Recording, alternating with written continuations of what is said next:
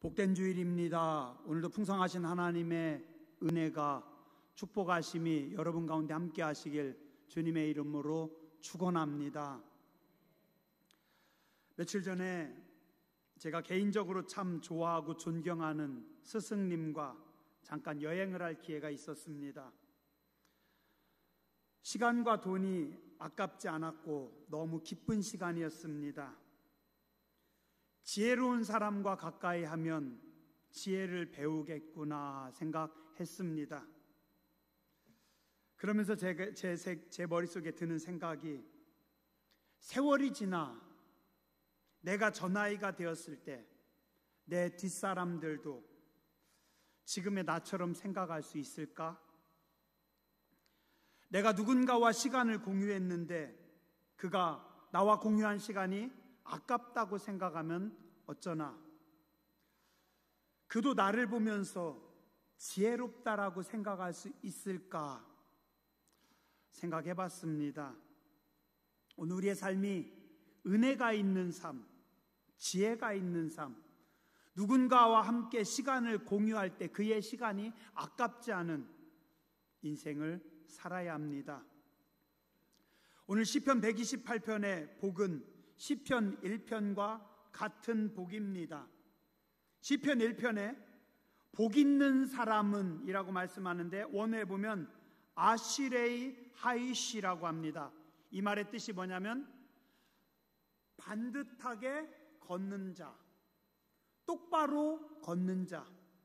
그러니까 시편 1편에 복 있는 사람은 누구냐면 반듯하게 걸어가는 사람, 그런 사람에게 복이 있다라고 말씀합니다. 사람들의 유혹, 속삭임에 흔들리지 않고 반듯하게 자기 길을 가는 사람이 복 있는 사람입니다.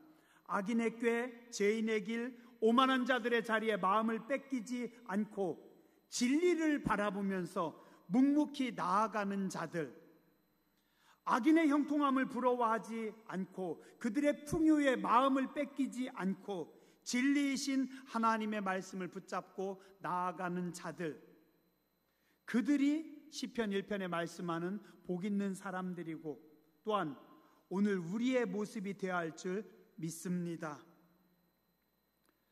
누가 복된 사람이라고요? 그러면서 성경은 말씀하고 있습니다. 악인의 꾀, 죄인의 길, 오만한 자의 자리를 내려놓고 시편 1편 2절에 뭐라고 합니까? 오직 여호와의 율법을 즐거워하며 그의 율법을 주야로 묵상하는 자로다. 하나님의 말씀을 즐거워하고 낮과 밤으로 그 말씀을 묵상하는 자다. 근데 이 말씀이 오늘 똑같이 나옵니다. 오늘 말씀의 1절에 보니 여호와를 경외하며 그의 길을 걷는 자마다 복이 있도다. 하나님을 경외하며 하나님의 길을 걷는 자에게 하나님께서 복을 주신다. 하나님을 경외한다. 무슨 말씀입니까? 경외한다라고 하는 말은 공경하고 두려워한다.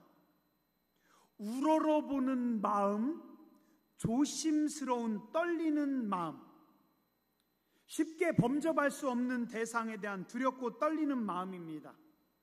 근데 저는 여기에 한 가지 더 중요한 의미가 들어가야 한다고 생각을 합니다.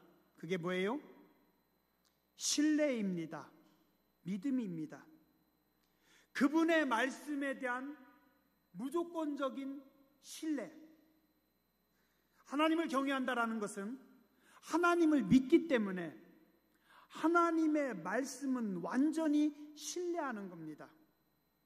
내가 절대적으로 신뢰하는 하나님께서 말씀하시는 것이기 때문에 나는 그 말씀을 믿습니다. 그리고 나는 그 말씀대로 살기 원합니다.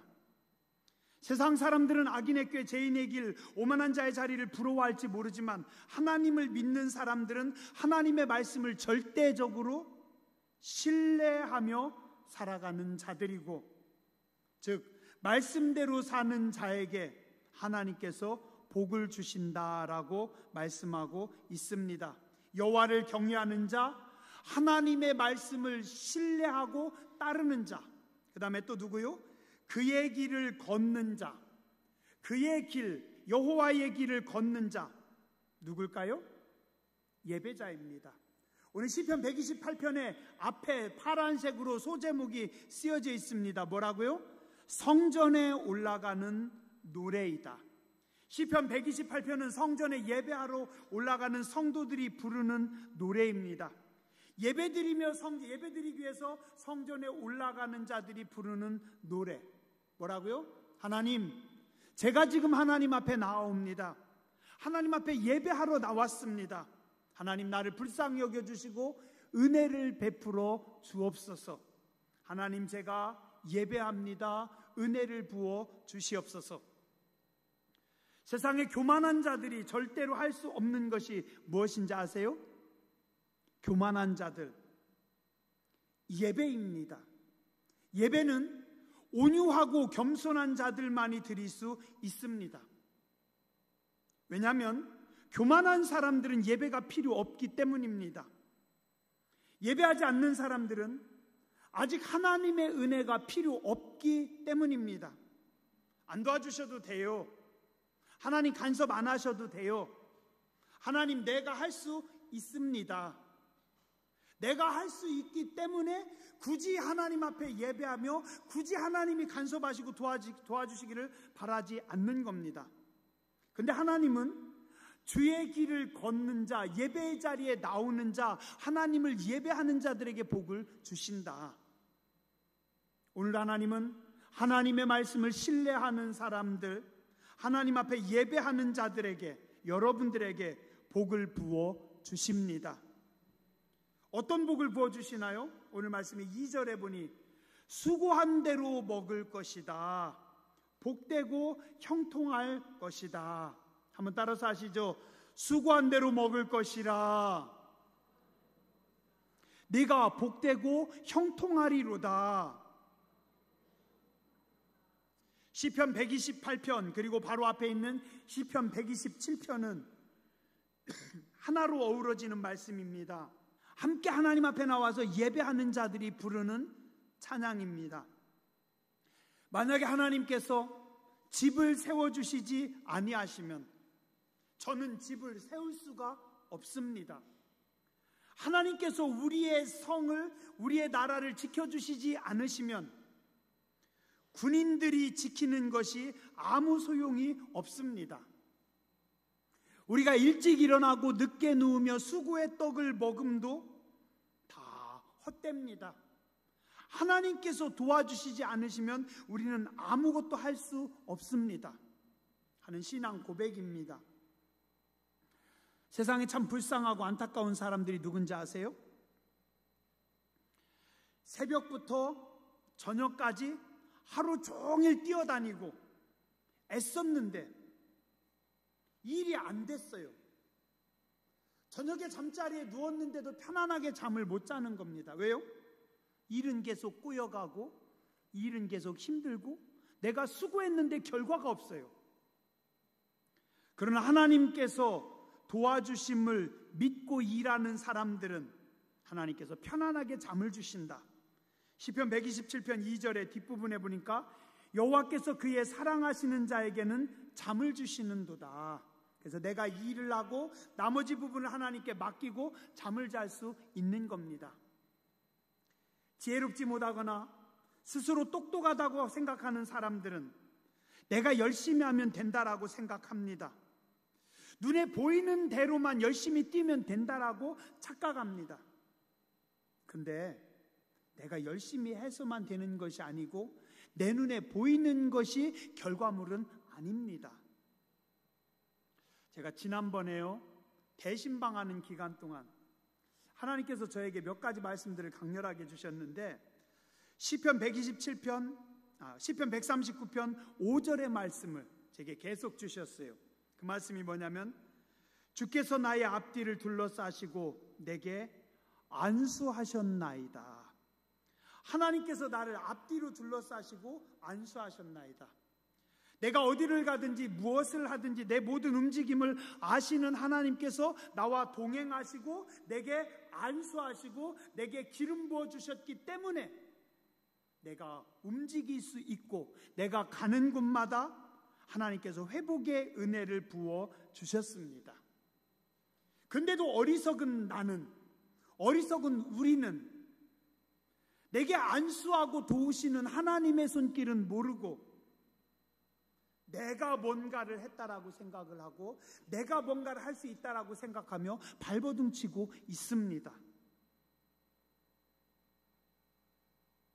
어떤 분은 열심히 수고하고 젊음을 다 바쳤는데 한순간 화재로 다 무너져 버렸습니다.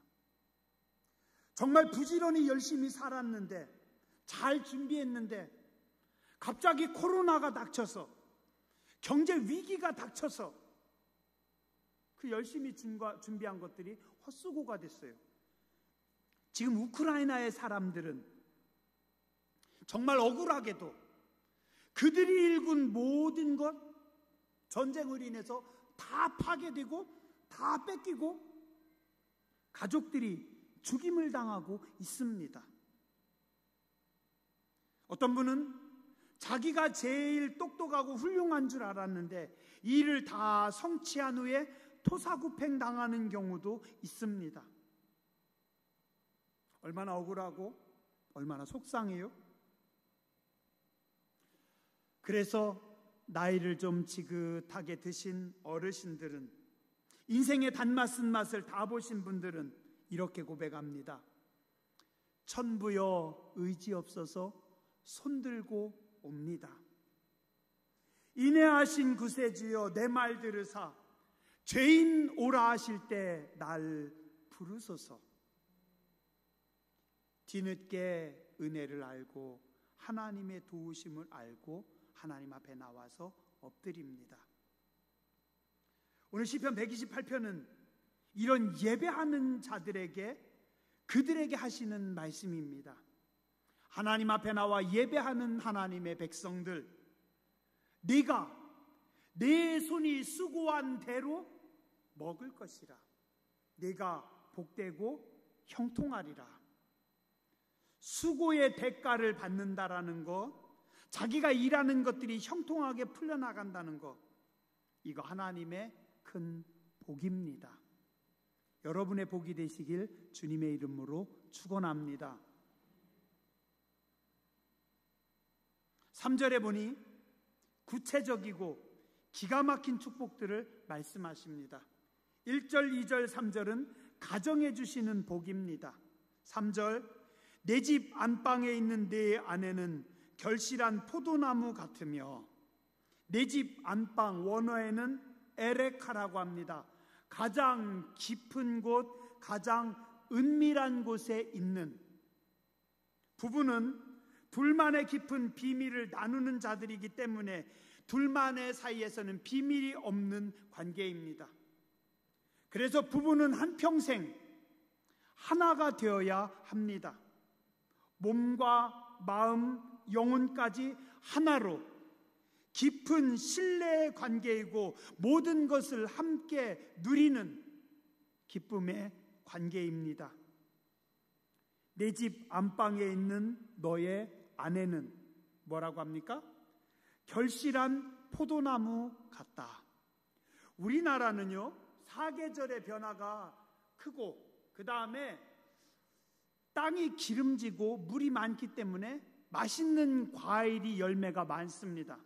이스라엘은 늘 척박하고 너무 뜨겁기 때문에 맛있는 과일들이 거의 없어요. 너무 뜨거워서. 이스라엘에서 거의 맛있는 과일, 거의 최고의 과일은 뭐냐면 항상 포도나무입니다. 포도입니다. 더운 여름날, 그 더운 날 포도송이를 따가지고 입안에 넣으면 그 사람의 갈증을 해소해주고 피로를 날려줍니다. 또한 이 포도가 열릴 때 그들은 포도를 잘 모아서 이것을 담고 즙을 내고 그리고 이것을 포도주로 만들어서, 그래서 그들이 목마를 때 혹은 집에 귀한 손님이 왔을 때, 잔치할 때 이 포도주를 함께 나누면서 갈증을 해소하고 즐거움을 누립니다. 그래서 성경에 포도와 포도주는 기쁨이고 삶의 즐거움입니다. 하나님의 말씀을 사랑하고 하나님 앞에 나와 예배하는 자들의 가정에 내 아내가 결실한 포도나무와 같을 것이다. 하나님께서 너와 네 아내 사이를 축복하셔서 포도나무 열매 같은 큰 즐거움과 기쁨을 누릴 것이다 라고 말씀하고 있습니다. 그리고 말씀합니다. 내 식탁에 둘러앉은 자식들은 어린 감람나무 같으리로다. 식탁은 누가 둘러앉습니까? 가족들이 둘러앉습니다. 뭐 하는데요? 수고의 결실을 함께 먹는 장소. 밥상 공동체는 가족이 함께 둘러 앉아가지고 수고해서 또한 하나님께서 주신 축복들을 같이 맛보고 같이 배부르고 같이 웃고 같이 즐거워하는 곳. 그 밥상 공동체, 그 식탁 위에 하나님께서 복을 주시고 너희들의 자녀들을 복되게 할 것이다. 전도서 3장 13절에 보면 사람마다 먹고 마시는 것과 수고함으로 낙을 누리는 그것이 하나님의 선물인 줄도 또한 알았도다. 먹고 마시고 수고함으로 얻은 것을 즐기는 게 하나님의 선물이라고 말씀하고 있습니다. 자식들은 어린 감람나무다. 감람나무는 뭡니까? 올리브나무입니다. 올리브는 존귀와 영광을 의미합니다. 그래서 이 올리브 기름은 어디에 붓냐면은 왕의 대관식 때 왕의 머리에, 제사장이 임명받을 때 제사장의 머리에, 선지자들이 세움받을 때 선지자들의 머리에. 그래서 올리브는 존귀함의 상징입니다. 너희들의 어린 자녀들이 존귀해질 것이다. 또한 올리브는 고대 약으로 많이 썼습니다. 요즘도 올리브가 약으로 쓰인다고 해요. 피부 발진, 상처, 흉터 제거, 보습. 그래서 상처를 빨리 치료하고 흉터를 제거하고 또 인후통에도 좋아서 이 올리브 기름은 아주 귀하게 여기고 아껴서 의약제로 씁니다. 누가요? 너희의 어린 자녀들이 치료하는 자들이 될 것이고 회복하는 자들이 될 것이다. 성경은 말씀하고 있습니다. 재밌는 거는 포도나무는 혼자서 자랄 수가 없어요. 포도나무 이렇게 갖다 심어놓고 거름 많이 주면 잘 자랄까요? 안 돼요. 소용없어요. 어떻게 해야 돼요? 포도나무는 다른 나무와 같이 이렇게 덩굴지면서 서로 덩굴져서 올라가면서 자랍니다. 그래서 포도를 키우는 사람들은 지주대를 세워주고 거기다가 줄을 띄워줘서 포도의 가지가 거기다가 기대고서 열매를 맺도록 합니다. 뭐예요? 부부는 서로가 기대고 서로가 의지하여서 살아가는 존재다. 근데 올리브나무, 감람나무는 나무가 자라기 시작하면서 본 나무에서 곁가지가 많이 나온대요. 그래서 이 곁가지들이 자라나면서 풍성해집니다. 그래서 올리브나무는 풍성함을 의미하기도 하고 또 올리브나무는 500년, 1000년 수명이 길대요. 그래서 성지순례 가면 예루살렘이나 이스라엘 지나가면서 저 올리브나무는 한 500년은 넘은 것 같습니다. 저 올리브나무는 1000년은 넘은 것 같습니다. 예수님께서 겟세마네 동산에서 기도하실 때 그때 있었던 그 나무들이 지금도 있는 것 같습니다. 왜냐하면 수명이 2000년이 넘었으니까. 올리브나무는 뭡니까? 미래입니다. 뻗어나가는 겁니다. 장수함입니다.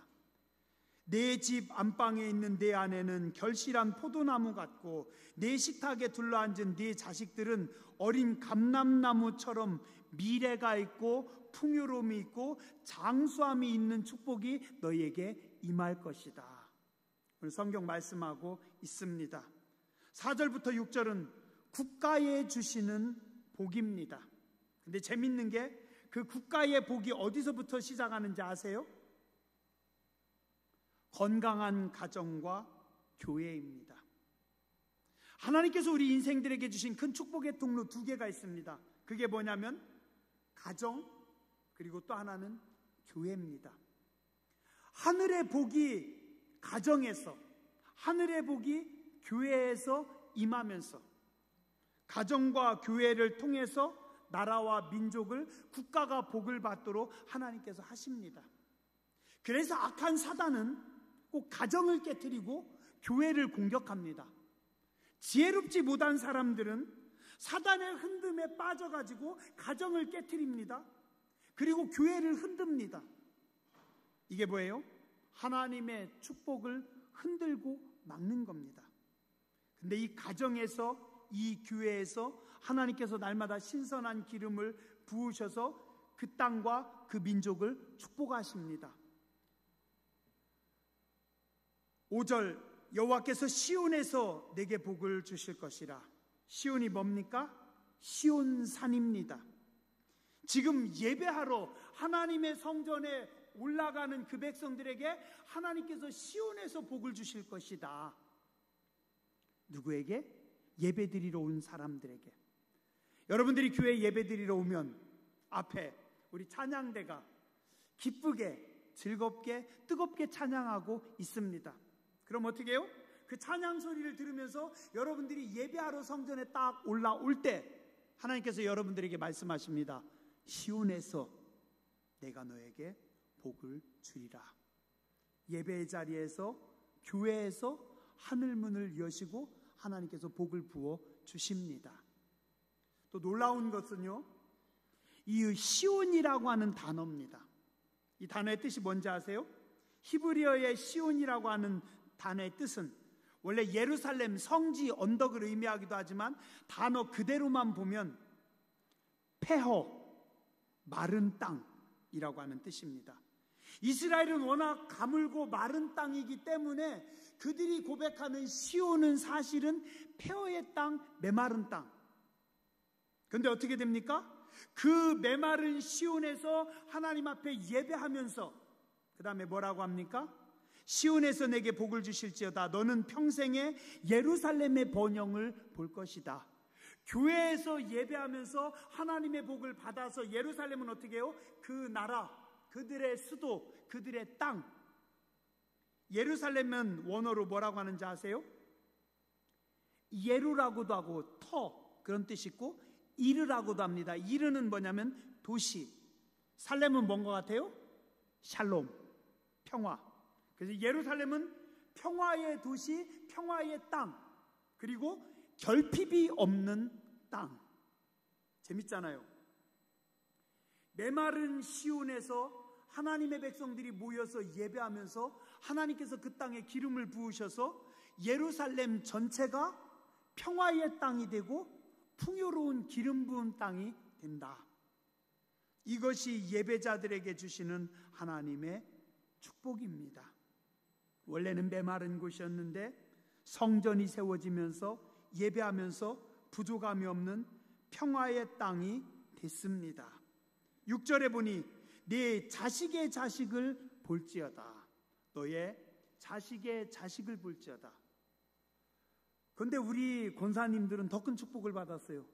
자식의 자식이 아니라 뭐예요? 자식의 자식의 자식, 증손주까지도 보는 겁니다. 김순환 권사님 맞죠? 윤기 권사님 증손주까지 보셨죠? 예, 이게 얼마나 큰 축복입니까?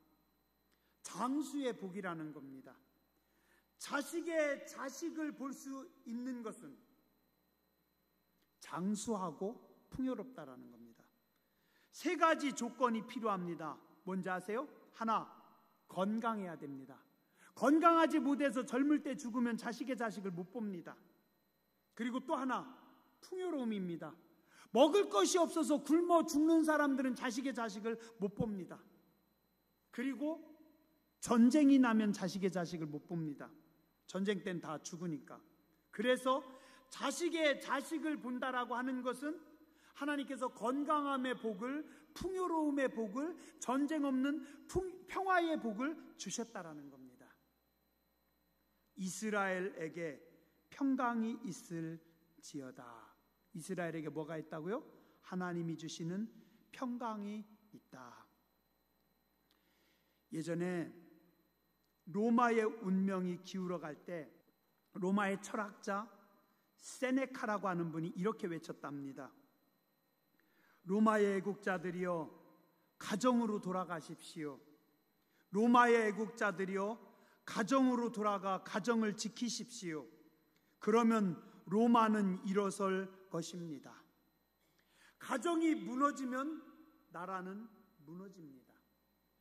교회가 무너지면 나라가 썩습니다. 반대로 가정이 회복되고 교회가 살아나면 국가가 강해집니다. 국가가 하나님의 축복을 받을 수 있습니다. 그래서 예루살렘의 이스라엘의 축복과 풍요로움은 어디에서부터? 가정에서부터, 교회에서부터.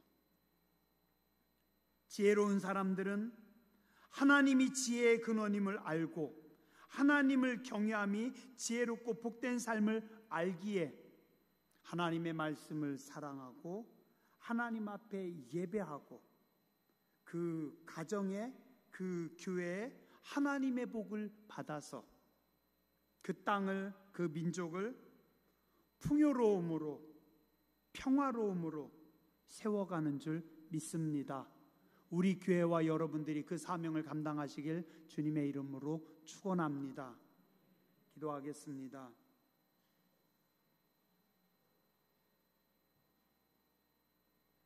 여호와께서 집을 세우지 아니하시면 세우는 자의 수고가 헛되고 여호와께서 성을 지키지 아니하시면 군인들의 깨어있음이 헛되다라고 말씀하셨습니다. 여호와를 경외하며 그의 길을 걷는 자마다 복이 있고 손이 수고한 대로 얻을 것이고 아내는 결실한 포도나무가 되고 자녀들은 감람나무의 축복이 있다라고 했습니다. 시온에서부터 교회에서부터 이 땅에 이 민족에게 풍요로움을 평화로움을 허락하신다라고 말씀하셨습니다. 우리 교회가 우리 한 사람 한 사람이 말씀대로 살아감으로 참된 예배자가 됨으로 하늘의 복을 받아 누리는 증거하는 고대제일교회와 성도들이 되게 하여 주시옵소서. 날마다 우리에게 부어주신 하나님의 놀라우신 축복을 간증하며 증거하며 나타내는 복된 삶이 되게 하여 주시옵소서. 거룩하신 주님 예수님 이름으로 간절히 기도드렸습니다.